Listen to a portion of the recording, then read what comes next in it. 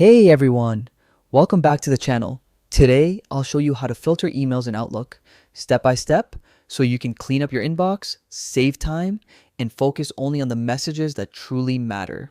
This quick guide will make your Outlook feel faster and way more organized.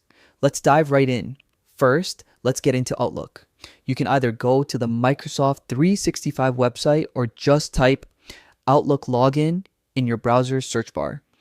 Click on the official link, sign in with your email address and password, and boom, you're in your inbox. Make sure you enter your credentials carefully to avoid any login hiccups.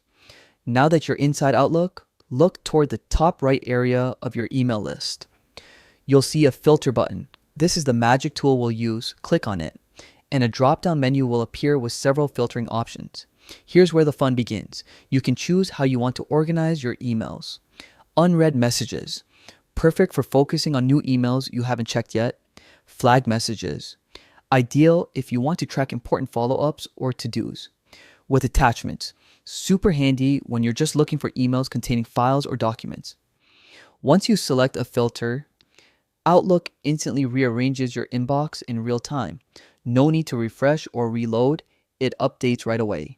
You can switch between different filters whenever you want, depending on what you're focusing on that moment.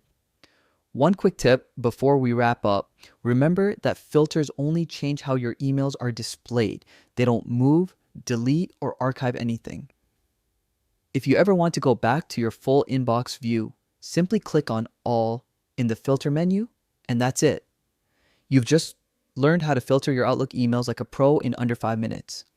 If this guide helped you keep your inbox under control, don't forget to hit that like button, subscribe for more quick tech guides, and drop a comment if you'd like me to cover another Outlook trick next time. Thanks for watching, and I'll see you in the next one.